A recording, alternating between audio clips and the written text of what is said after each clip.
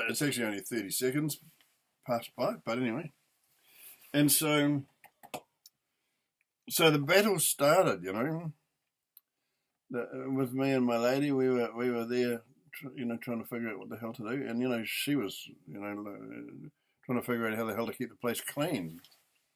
I mean, it was sort of 15,000 square feet and 15 bloody bedrooms and 36 rooms altogether. And these big reception rooms. But, most of the rooms were sort of pretty crappy, got to say. So it's fact. They were like not even servants' rooms, some of them. But there were 5 bathrooms and there were 2 kitchens. And there was a full apartment in the upstairs. And there was this big ballroom down on the ground floor.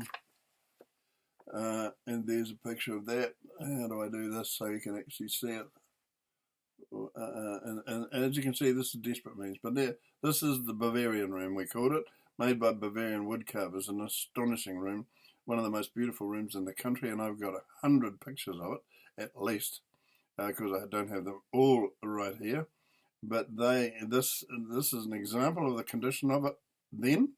And it's an example of the condition of it when we finally left the building, and we've been accused of wrecking this room, which is absolute errant bullshit, because somebody decided that telling lies about us was a more romantic way of describing its history. But more about him later. And he's just going to have to suck this up, because I've got the evidence, I'm afraid. And so, what happened then?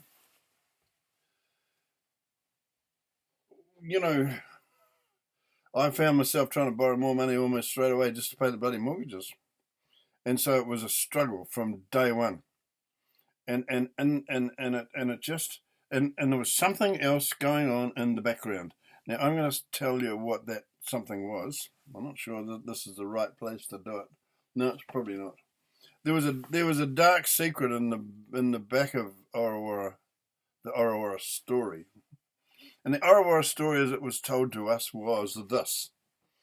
The Rolleston family had owned it, right? Now, the Rolleston family, it went into the Rolleston name because Mrs. Rolleston, daughter of John Johnson, or Sydney Johnson, John Johnson and then Sydney Johnson. She must have been a daughter of Sydney Johnson, who, was a pretty well-known farming family, very well-known. And she... and he only had daughters, so she married a Rolleston. So the name of the people who owned the estate, 3,000 acres. It was 27,000 acres to begin with. It was down to 3,000 acres for whatever reason. And then they built this big house in 1879, and they had, and it was a big box, and it was a very big box and quite luxurious, I suppose, for the time. And then in 1900, so 1879 they built the first bit. In 1800 they built a wing on the other end that is the spectacular wing that you can see in the photographs, right?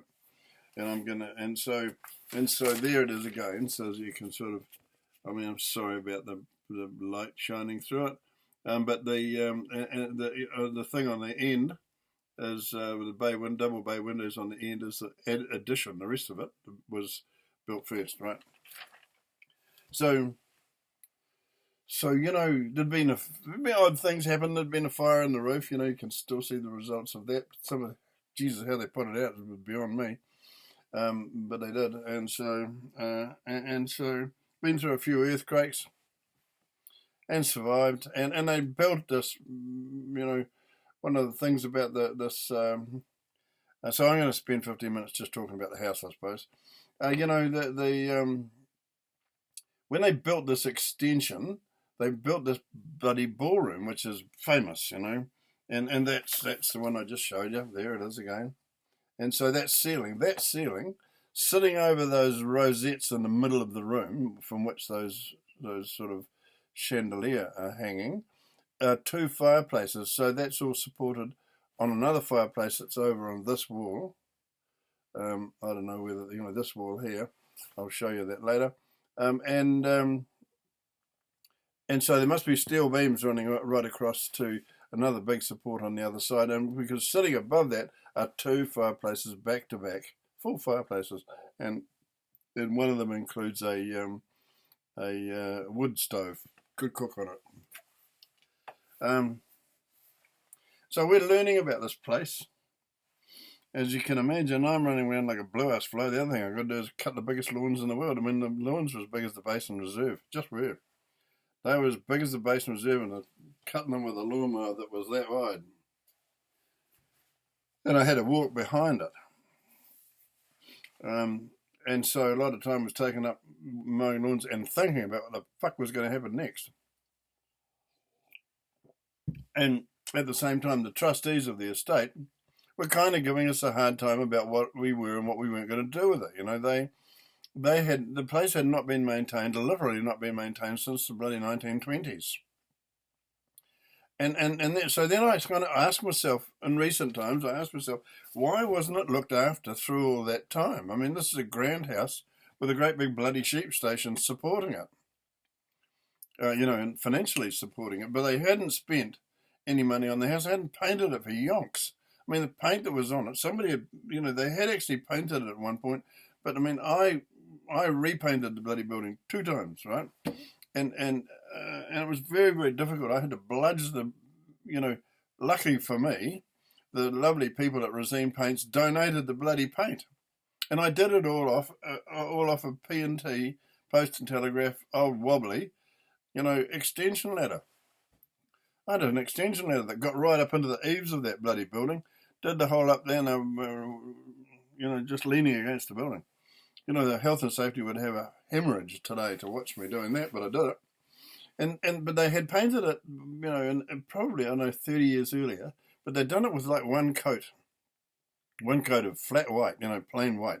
It was, and it was kind of, the earlier paint was oil paint, is, standard sort of oil paint that we've used for yonks and lasts a long time.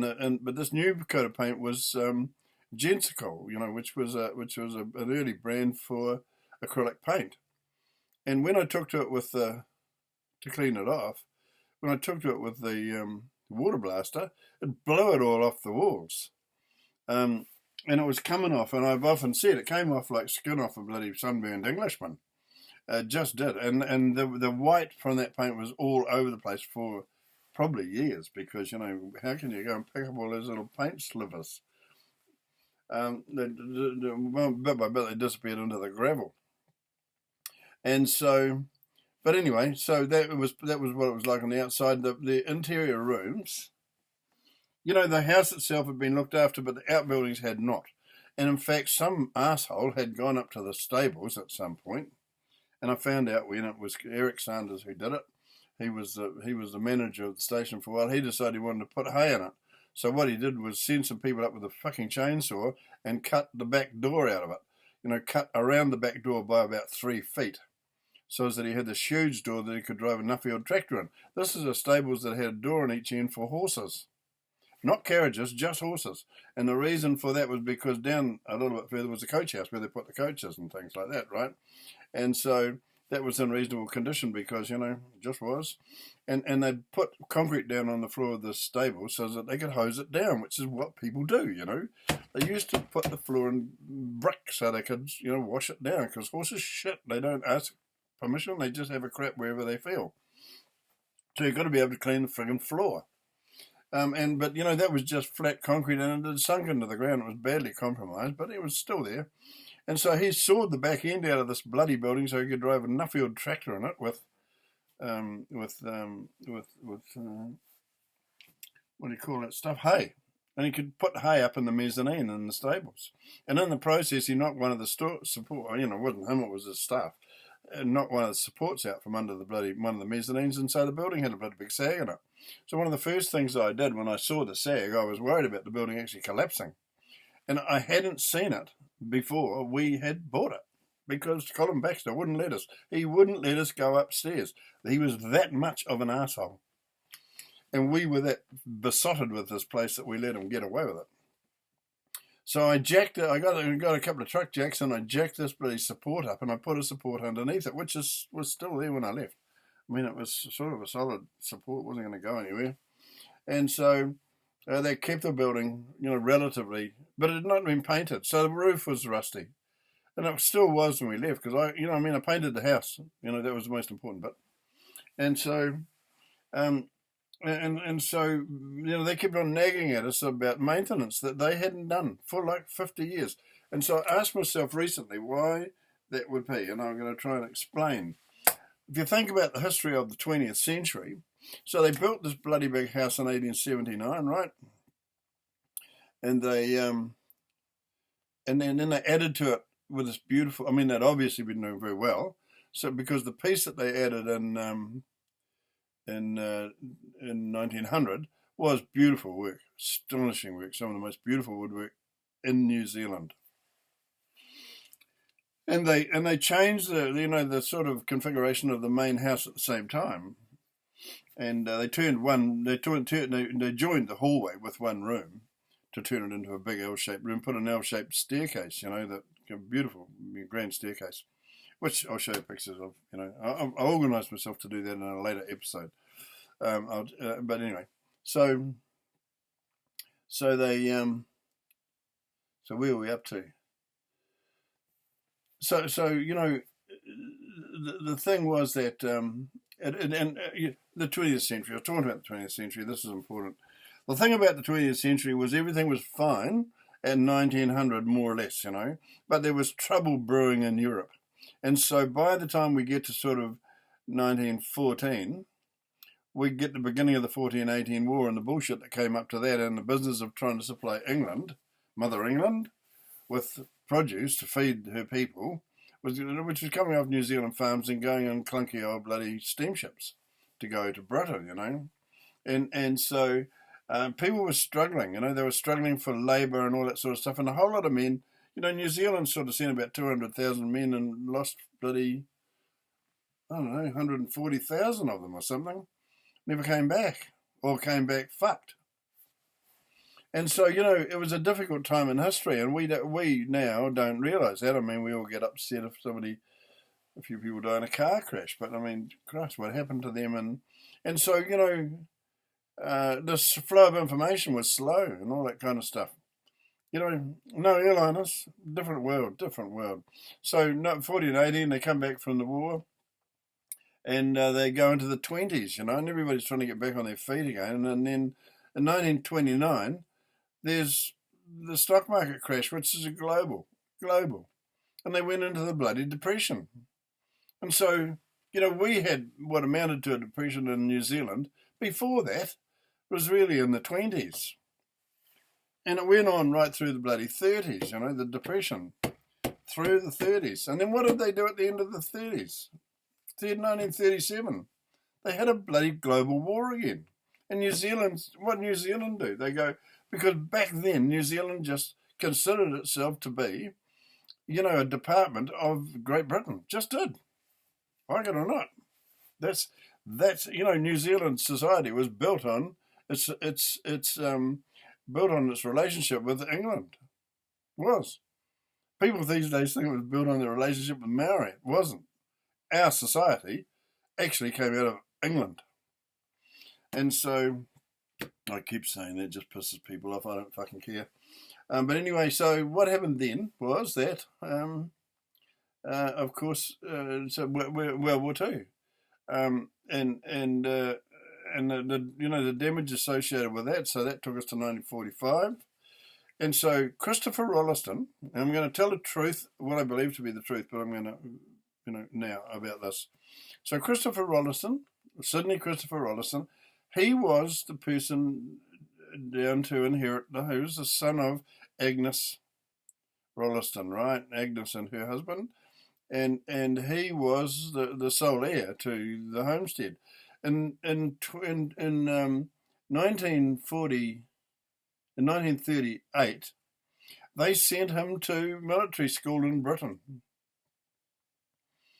So 1938, the war was coming, and so he gets dispatched to Britain to be to learn to be an officer, a military school, which I believe was Sandhurst.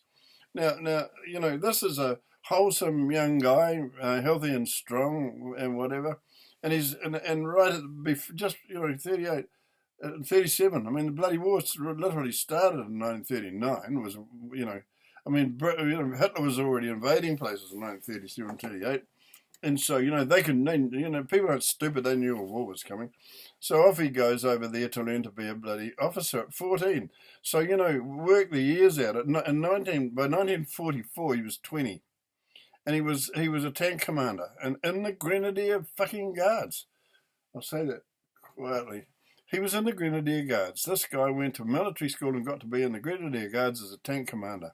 And he went to war literally at the D-Day landings, I believe, because that was 1944. Wasn't it? 6th of June, 1944.